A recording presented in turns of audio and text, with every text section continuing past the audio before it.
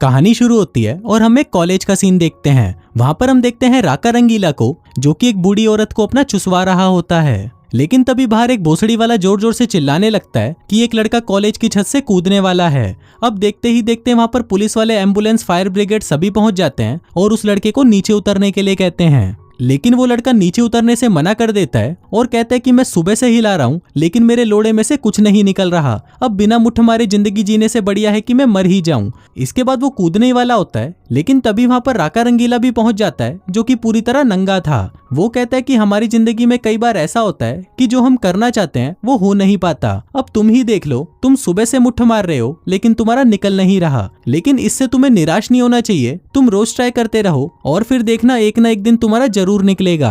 अब राका रंगीला की इतनी महान बातें सुनकर भी वो चूतिया नहीं मानता और वहां से कूद जाता है। लेकिन नीचे पुलिस वालों ने उसे बचाने का इंतजाम पहले ही करा हुआ था, इसलिए वो उसे बचा लेते हैं। फिर हम देखते हैं कि राका रंगीला इस कॉलेज में काफी फेमस है और वो हमें बताता है कि मैं यहाँ पर पिछले 7 सालों से हूँ। मैंने पढ़ाई में तो घंटा कुछ नहीं सीखा, लेकिन यहाँ रहकर मैं अपनी जिंदगी के बारे में बहुत कुछ सीख चुका हूँ। इसके बाद राका रंगीला अपने जिगरी दोस्त भूपेंद्र पुसिया से मिलता है, जहाँ पर ये दोनों राका रंगीला के असिस्टेंट का ऑडिशन लेने आए होते हैं। लेकिन ऑडिशन में एक से एक महान चूती और बावली गांड आते हैं, जिनको देखकर राका रंगीला के दिमाग का बोसड़ा हो जाता है और वो उनमें से किसी को भी सेलेक्ट नहीं करता। फिर वो अपने रूम में आता है और कहता है कि भैंचोद इस दुनिया को क्या हो चुका है, यहाँ तो एक से बढ़कर एक बावली गांड भरे हुए हैं। यहाँ ऐसा कोई बंदा मिल ही नहीं पा रहा जो मेरा असिस्टेंट बन जाए। तभी उसके रूम की घंटी बजती है और वहां पर एक लड़का आता है, जो कि राका रंगीला के असिस्टेंट बनने का ऑडिशन देने आया था। फिर राका रंगीला उससे पूछता है कि तुम्हारा नाम क्या है, तो वो बताता है कि मैं चंपक चमन चूतिया भोसड़ाबाद से। वो कहता है कि क्या, कहाँ से हो तुम? चंपक कहता है कि मैं भोसड़ाबाद से हूँ, जो झाटूस्तान के पास में है, और वहां से मैं एक एक्सचेंज स्टूडेंट हूँ। वो बताता है कि मैं यहाँ पर सिर्फ कुछ ही दिनों के लिए हूँ, इसलिए मैं अपने बचे हुए दिनों में आपका असिस्टेंट बनना चाहता हूँ। राका रंगीला पूछता है कि अच्छा, तो तुम यहाँ पर क्या करने आए हो? जिस पर चंपक कहता है कि मैं यहाँ पर एक अमेरिकन लड़की को बजाने आया हूँ। मैं उसको हर पोजीशन में ठोकना चाहता हूँ, बस मुझे एक अमेरिकन लड़की मिल जाए जिसकी चूचियाँ बड़ी बड़ी हो और उसके नीचे एक भी झाट का बाल ना हो। जिसके बाद मैं उसे अपने घोड़े पर बिठाऊंगा और उसे ऐसे हिलाऊंगा कि मुझे मजा ही आ जाएगा। लेकिन उससे पहले मैं आपका असिस्टेंट बनना चाहता हूँ। अब राका रंगीला उसकी बातों से इतना ज्यादा इंप्रेस हो जाता है कि वो उसे अपनी असिस्टेंट की पोस्ट पर रख लेता है। इसके बाद हम एक सुंदर सी लड़की को देखते हैं, जिसका नाम बब्बेश्वरी होता है और वो कॉलेज के न्यूज डिपार्टमेंट की एक जर्नलिस्ट होती है। वहीं उसका सीनियर उसे बता रहा होता है कि हमारे लिखे हुए न्यूज और आर्टिकल्स को अब कॉलेज का कोई भी स्टूडेंट नहीं पढ़ता, इसलिए अब हमें किसी ऐसे के बारे में लिखना होगा जिसके बारे में पढ़ने से लोगों को इंटरेस्ट आए और वो उसके बारे में और जानना चाहें। बब्बेश्वरी पूछती है कि वो कौन है, जिस पर सीनियर बताता है कि उसका नाम है राका रंगीला। वहीं दूसरी तरफ हम राका रंगीला को देखते हैं, जो कि चंपक के साथ अपनी राम प्यारी पर बैठकर कॉलेज आता है। फिर वो लोग बास्केटबॉल का मैच देखने जाते हैं, जहां पर उनके कॉलेज के प्लेयर्स बुरी तरह हार रहे थे। तभी ब्रेक के दौरान राका रंगीला चुपके से उनके लॉकर रूम में पहुंच जाता है और उनको कहता है कि भोसड़ी वालों, तुम लोग ये क्या कर रहे हो? तुम सभी अपने हाथों को जरा तेज चलाओ, जैसे तुम अपना घोड़ा हिलाने में चलाते हो। और तुम तो इतने काले हो कि भैंचोद रात को दिखते भी नहीं होगे, लेकिन फिर भी तुमसे एक भी बॉल बास्केट में नहीं डाली जाती। इसलिए अब ध्यान से सुनो, तुम्हें कैसे भी ये मैच जीतना ही होगा, क्योंकि अगर तुम ये मैच जीत जाओगे तो कॉलेज की सभी लड़कियां तुम्हारा घोड़ा लेने के लिए तुम्हारे पास आएंगी। अब उसकी ये दमदार स्पीच सुनकर सभी प्लेयर्स को जोश आ जाता है, जिसके बाद वो अपनी गांड का पूरा जोर इस गेम को खेलने में लगा देते हैं और फाइनली इस मैच को जीत जाते हैं। इसके बाद हम देखते हैं मांगीलाल मुर्दाबाद को, जो कि कॉलेज के सबसे अमीर और पढ़ाकू लोगों के ग्रुप का लीडर होता है। तभी उसके पास बब्बेश्वरी आती है, जो उसकी गर्लफ्रेंड होती है। वो उससे कहती है कि जल्दी चलो, हमें गचागच भी करना है। लेकिन मांगीलाल उसे कहता है कि डार्लिंग, मैंने तुम्हें 9:30 बजे कहा था, लेकिन अभी 9:15 ही बजे हैं, इसलिए तुम ऊपर मेरा वेट करो, मैं जल्दी ही अपना ये काम निपटा कर आता हूँ। जिसके बाद वो कुछ चूतियों को इकट्ठा करके उनकी रैगिंग लेने लगता है। वहीं दूसरी तरफ राका रंगीला एक पार्टी रखता है, जिसमें लड़कियां लड़कों के कपड़े पहनकर और लड़के लड़कियों के कपड़े पहनकर आए होते हैं। तभी वहां पर राका रंगीला का बाप भी पहुंच जाता है और सबसे पूछने लगता है कि मुझे राका रंगीला कहाँ मिलेगा। तभी एक चूतिया बताता है कि वो तो 1 नंबर का कमीना है और जितने भी कमीने और भोसड़ी वालों की लिस्ट बनेगी वो उनमें सबसे ऊपर रहेगा। इसी दौरान वहां पर चंपक आता है और उनको राका रंगीला के पास ले जाता है। वहीं जब उसका बाप राका रंगीला को देखता है तो वो शॉक्ड हो जाता है कि बेंचोद ये साला छक्का कैसे बन गया। लेकिन तभी वहां से एक लड़की भी बाहर आती है, जिसको देखकर उसके बाप को थोड़ी राहत मिलती है। फिर वो राका रंगीला को डांटने लगता है और कहता है कि चूतिए, तुझे यहाँ पर 7 साल हो चुके हैं, अब तक तो तुझे 2 बार ग्रेजुएट हो जाना चाहिए था, लेकिन तू तो अभी तक यहीं पड़ा है। राका रंगीला कहता है लेकिन डैड, मैंने यहाँ पर बहुत कुछ सीखा है। तभी उसका बाप कहता है कि बस बहुत हुआ, तुम अपना सामान पैक करो और अभी मेरे साथ घर चलो। लेकिन राका रंगीला उन्हें मना कर देता है और कहता है कि नहीं, मैं यहीं रहूंगा अपने दोस्तों के साथ। अब उसका बाप इसके लिए मान जाता है, लेकिन वो कहता है कि अब से तुम्हारे दोस्त ही तुम्हारी फीस भरेंगे और अब से मैं तुम्हें एक पैसा भी नहीं देने वाला। जिसके बाद वो वहां से चले जाते हैं। अब राका रंगीला के पास तो चवन्नी भी नहीं थी, इसलिए वो कुछ टाइम मांगने के लिए प्रिंसिपल के पास जाता है और कहता है कि प्लीज मुझे थोड़ा टाइम दे दो, मैं जल्दी ही पैसों का जुगाड़ कर लूंगा। अब प्रिंसिपल भी इसके लिए मान जाती है, लेकिन इसके बदले वो कहती है कि तुम्हें मेरी जंग लगी मशीन में थोड़ा तेल डालना होगा। जिसके बाद वो उसके साथ वहीं गचागच करना शुरू कर देती है। अब राका रंगीला पूरी तरह कंगला हो चुका था, इसलिए वो चंपक से कहता है कि सॉरी चंपक, लेकिन अब मैं तुम्हें कोई भी पैसे नहीं दे सकता, इसलिए अगर तुम ये काम छोड़कर जाना चाहते हो तो चले जाओ। लेकिन चंपक कहता है कि नहीं सर, एक सैनिक कभी भी अपने मालिक को छोड़कर नहीं जाता, जबकि उसे पता होता है कि वो मुसीबत में है। तुम चिंता मत करो, मैं तुमसे पैसे लिए बिना ही तुम्हारे साथ काम करूंगा। अब इससे खुश होकर राका रंगीला उसे एक डांस बार में ले जाता है ताकि वो नंगी लड़कियों को देखकर अपना घोड़ा हिलाए और रिलैक्स हो जाए। लेकिन तभी वहां पर एक लड़की आती है और वो इतना जोर से पादती है कि वहां पर तूफान आ जाता है। अब उसकी पादने की शक्ति से चंपक इंप्रेस हो जाता है और कहता है कि हमारे देश में अभी तक औरतों में पादने की कला इतनी विकसित नहीं हुई है। फिर राका रंगीला उसे बताता है कि ये लड़की यहाँ पर बहुत टाइम से है और इससे पहले ये टीचर थी। तभी चमन कहता है कि काश मेरी भी टीचर ऐसी होती। अब ये बात सुनते ही राका रंगीला के दिमाग में एक आइडिया आता है, जिसके बाद वो एक ट्यूशन सेंटर खोलता है जहाँ पर पढ़ाई में कमजोर लड़कों को वो नंगी लड़कियां पढ़ाई करवाने लगती हैं, जिससे लड़कों का फोकस पढ़ाई में ज्यादा रहता है, क्योंकि जब वो लड़के क्वेश्चन का सही जवाब देते हैं तो वो लड़कियां उन्हें अपने बब्बे दिखाती हैं। अब राका रंगीला का ये कोचिंग सेंटर का बिजनेस बहुत अच्छा चल जाता है और वो इससे बहुत सारे पैसे भी कमा लेता है। इसके बाद हम बब्बेश्वरी को देखते हैं, जो कि राका रंगीला के पास आती है। फिर वो उसे बताती है कि मैं एक जर्नलिस्ट हूँ और मुझे तुम्हारे बारे में जानकारी चाहिए। इस पर राका रंगीला कहता है कि मैं वैसे तो इंटरव्यू नहीं देता, लेकिन अगर तुम जैसी पटाखा लड़की मेरे लिए घोड़ी बन जाएगी तो मैं तुम्हें सब कुछ बता दूंगा। फिर वो उससे पूछता है कि तुम्हारे बॉयफ्रेंड का क्या नाम है, जिस पर बब्बेश्वरी कहती है कि उसका नाम मांगीलाल मुर्दाबाद है और वो एक बहुत बड़ा आदमी है। अब राका रंगीला उसे इंटरव्यू देने के लिए मान जाता है और कहता है कि आज रात को तुम मुझे 10 बजे आकर मिलना। फिर रात को जब बब्बेश्वरी इंटरव्यू के लिए तैयार हो रही होती है, तभी वहां पर मांगीलाल आता है और उसे कहता है कि चलो जल्दी से गचागच करते हैं। लेकिन बब्बेश्वरी उसे मना कर देती है और कहती है कि मुझे 10 बजे किसी का इंटरव्यू लेने जाना है, इसलिए मैं तुमसे बाद में मिलूंगी। इसके बाद वो राका रंगीला के पास इंटरव्यू लेने जाती है, लेकिन वहां पहुंचकर वो देखती है कि राका रंगीला तो सभी लड़कों को नंगा करके वहां पर रेस लगवा रहा होता है। फिर वो बब्बेश्वरी को देखकर कहता है कि तुम भी जल्दी से अपने कपड़े उतारो। बब्बेश्वरी उसे मना कर देती है और कहती है कि मैं ये सब नहीं करने वाली, मैं तो यहाँ पर सिर्फ इंटरव्यू लेने आई हूँ। फिर वो जैसे ही अपने सवाल पूछने लगती है, तभी राका रंगीला उसके सामने पूरी तरह नंगा हो जाता है। अब उसका बड़ा सा घोड़ा देखकर बब्बेश्वरी घबरा जाती है और वहां से भाग जाती है। फिर अगली सुबह चंपक उनके पास आता है और कहता है कि कॉलेज फीस जमा कराने के लिए हमारे पास सिर्फ कुछ ही दिन बचे हैं और हमें अभी भी $1200 की और जरूरत है। अब वो सभी पैसों के जुगाड़ के बारे में सोच ही रहे होते हैं कि तभी वहां पर एक बावली गांड आता है और कहता है कि सर सिर्फ आप ही हो जो हमारी मदद कर सकते हो। मैं हम है सबसे बड़ी बावली गांड ग्रुप का प्रेसिडेंट हूँ और इस मंथ हमारे ग्रुप की 75 एनिवर्सरी है, इसलिए मैं चाहता हूँ कि उसकी पार्टी आप ऑर्गेनाइज करें और वो पार्टी ऐसी हो जिसको देखकर सभी लोगों की गांड फट जाए और वो जिंदगी भर उस पार्टी को याद रखें। लेकिन राका रंगीला उसे मना कर देता है और कहता है कि सॉरी दोस्त, लेकिन मेरे पास टाइम नहीं है।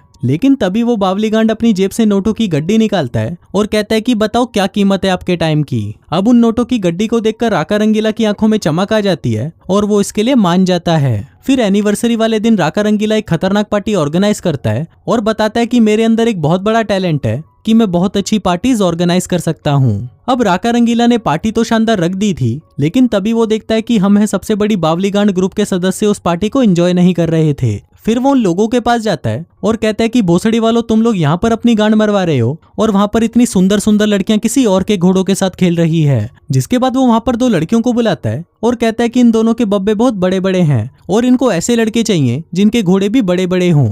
तभी वहां पर बब्बेश्वरी भी आ जाती है और कहती है कि मुझे तुम्हारा इंटरव्यू लेना ही है। लेकिन राका रंगीला काम में थोड़ा बिजी था तो वो वहां से चला जाता है। तभी उसके जाते ही वहां पर 2 बावली गांड आते हैं और कहते हैं कि राका रंगीला ने तो बहुत शानदार पार्टी दी है और ऐसी पार्टी के लिए तो मैं उसे कई ज्यादा पैसे दे देता। अब उन दोनों की ये बातें वहां बब्बेश्वरी भी सुन रही होती है, जिसके बाद अगले दिन वो न्यूज़पेपर में ये छाप देती है कि राका रंगीला एक पार्टी दलाल है और वो लोगों से पैसे लेकर पार्टी देता है। अब धीरे धीरे ये बात पूरे कॉलेज में फैल जाती है, जिससे राका रंगीला को बब्बेश्वरी पर बहुत गुस्सा आता है और वो कहता है कि इस साली बब्बेश्वरी ने तो मेरी पूरी इमेज खराब कर दी। मुझे तो विश्वास ही नहीं होता कि वो मेरे बारे में ये सब भी लिख सकती है।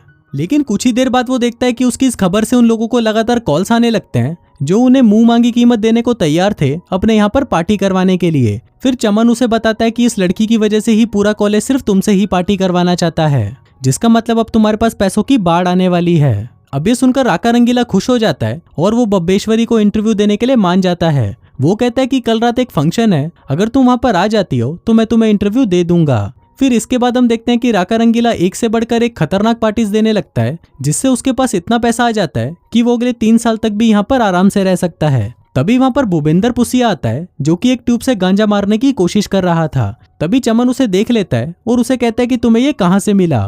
भूपेंद्र कहता है कि मुझे ये तुम्हारे सामान में पड़ा मिला, लेकिन इससे तो कुछ हो ही नहीं रहा।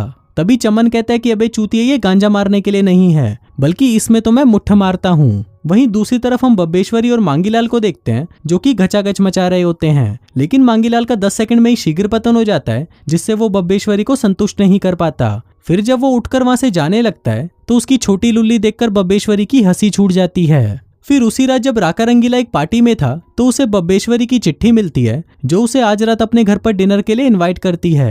अब राका रंगीला को उसमें कुछ गड़बड़ तो लग रही थी, लेकिन वो फिर भी डिनर के लिए उसके घर पर चला जाता है। लेकिन वहां पहुंचने पर उसे पता चलता है कि वो चिट्ठी मांगीलाल ने भेजी थी, क्योंकि उसे पसंद नहीं था कि बब्बेश्वरी उसकी पार्टी में जाती है, इसलिए वो बड़े बड़े लोगों के सामने राका रंगीला को नीचा दिखाना चाहता था। अब वहां पर सभी बड़े बड़े डॉक्टर्स थे जो उससे उसके फ्यूचर के बारे में पूछने लगते हैं, लेकिन राका रंगीला को तो कुछ पता ही नहीं था कि उसे फ्यूचर में क्या करना है, इसलिए वो टॉपिक को बदल देता है और उन सभी को गांजे का नशा करा देता है, जिससे वो सभी भंड हो जाते हैं और उल्टी सीधी हरकतें करने लगते हैं। फिर अगले दिन बब्बेश्वरी राका रंगीला से मिलती है और उससे कल रात के लिए माफी मांगती है। इस पर राका रंगीला कहता है कि नहीं, इसमें तुम्हारी कोई गलती नहीं है, सारी गलती तो तुम्हारे बॉयफ्रेंड मांगीलाल की है। अब राका रंगीला को मांगीलाल को सबक सिखाना था, जिसके लिए वो बहुत सारे क्रीम रोल्स मंगवाता है और उसके अंदर से सारी क्रीम बाहर निकाल देता है। जिसके बाद वो उस क्रीम रोल को अपने कुत्ते के पास ले जाता है और फिर उन रोल्स के अंदर अपने कुत्ते का मुट्ठ भर देता है। वहीं दूसरी तरफ हम मांगीलाल मुर्दाबाद को देखते हैं, जिसके घर पर एक पार्सल आता है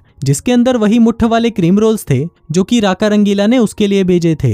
अब उन क्रीम रोल्स को देखकर उन सभी के मुंह में पानी आ जाता है और वो सभी बड़े मजे से उनको खाने लगते हैं। कहते हैं कि ये तो एकदम ताजे हैं और क्रीम अभी भी गरम गरम ही है। लेकिन जब उन्हें पता चलता है कि उनके अंदर क्रीम नहीं बल्कि कुत्ते का मुट्ठ डला है तो उन लोगों की हालत बहुत ज्यादा खराब हो जाती है। वहीं दूसरी तरफ राका रंगीला बब्बेश्वरी के पास जाता है और उसे कहता है कि मुझे पता चल गया कि मुझे फ्यूचर में क्या करना है। मैं पहले अपनी ग्रेजुएशन पूरी करना चाहता हूँ और मैं ये तुम्हारे लिए करना चाहता हूँ। बब्बेश्वरी कहती है कि अगर तुम्हें करना ही है तो अपने लिए करो, क्योंकि इससे तुम्हारी ही लाइफ आगे जाकर बेटर होगी। अब क्योंकि राका रंगीला बब्बेश्वरी को पसंद करने लगा था तो वो उसे अपने दिल की बात बता देता है कि मैं तुम्हें पसंद करता हूँ। लेकिन वहीं उनकी ये बातें मांगीलाल की एक दोस्त सुन लेती है और फिर वो मांगीलाल को फोन करके बता देती है कि तुम्हारी गर्लफ्रेंड अब राका रंगीला से प्यार करने लगी है। अभी जानकर मांगीलाल को बहुत गुस्सा आता है और वो राका रंगीला से बदला लेने के बारे में सोचने लगता है। फिर उसी रात राका रंगीला बब्बेश्वरी को फोन लगाता है, जहां पर उसे पता चलता है कि बब्बेश्वरी तो अपने मंगेतर मांगीलाल के साथ डिनर पर गई है, क्योंकि आज रात उन दोनों की एंगेजमेंट है। अभी सुनकर राका रंगीला का दिल टूट जाता है और फिर वो उसकी यादों में गम भरे गाने गाने लगता है। तभी उसकी एक दोस्त वहां पर आती है और उससे पूछती है कि क्या हुआ, तुम सैड क्यों हो। राका रंगीला बताता है कि पहले तो उस कुतिया ने स्टोरी के लिए मेरा इस्तेमाल किया और फिर उस गधे से शादी कर ली। अब राका रंगीला बहुत ज्यादा दुखी था तो वो अपना गम मिटाने के लिए अपनी दोस्त के साथ ही गचागच करने लगता है। वहीं दूसरी तरफ हम बब्बेश्वरी को देखते हैं जो कि मांगीलाल के साथ डिनर पर आई होती है। तभी मांगीलाल मौका देखकर उसे प्रपोज कर देता है, लेकिन बब्बेश्वरी अब राका रंगीला से प्यार करने लगी थी, इसलिए वो मांगीलाल को मना कर देती है और वहां से चली जाती है। फिर वो वहां से सीधा राका रंगीला के पास जाती है, लेकिन वहां पहुंचकर वो देखती है कि राका रंगीला तो किसी और लड़की के साथ गचागच कर रहा होता है। अब ये देखकर बब्बेश्वरी का दिल टूट जाता है और वो वहां से चली जाती है। वहीं दूसरी तरफ हम मांगीलाल को देखते हैं जो कि बहुत ज्यादा गुस्से में था और वो कैसे भी राका रंगीला से बदला लेना चाहता था। तभी उसे एक आइडिया आता है और वो चुपके से राका रंगीला की पार्टी में बच्चों को भेज देता है। जिसके बाद वो पुलिस को फोन करता है और उनको बताता है कि राका रंगीला की पार्टी में बच्चे भी हैं जो दारू पीकर भंड हो चुके हैं। अभी सुनते ही पुलिस वहां पर पहुंच जाती है और राका रंगीला से कहती है कि हमें खबर मिली है कि छोटे बच्चे यहाँ पर दारू पी रहे हैं। अभी सुनकर राका रंगीला हंसने लगता है और कहता है कि ऐसा तो हो ही नहीं सकता। लेकिन तभी उसकी पार्टी में से 2 बच्चे नशे की हालत में बाहर निकलते हैं, जिसको देखकर पुलिस राका रंगीला को अरेस्ट कर लेती है। अब ये बात कॉलेज तक भी पहुंच जाती है और कॉलेज वाले राका रंगीला को कॉलेज से निकालने का फैसला करते हैं। लेकिन जब राका रंगीला को अपनी सफाई देने का मौका दिया जाता है तो वो कहता है कि मैं इस कॉलेज से जाने के लिए तैयार हूँ, लेकिन मैं अपनी ग्रेजुएशन पूरी करके जाना चाहता हूँ,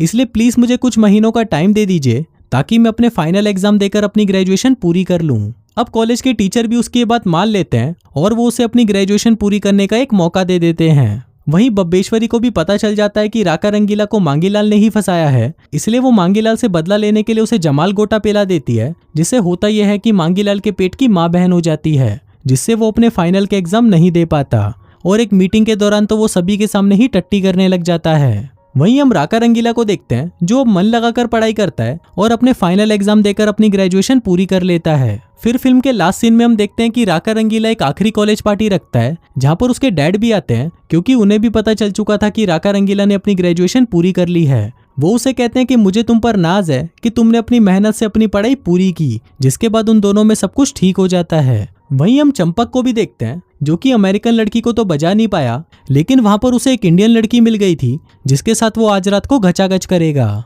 इसके बाद वहां पर बब्बेश्वरी भी आ जाती है और वो राका रंगीला से कहती है कि मैं भी तुम्हें पसंद करती हूँ, जिसके बाद वो दोनों एक दूसरे को चूसने लगते हैं और इसी के साथ ही ये फिल्म यहीं खत्म हो जाती है।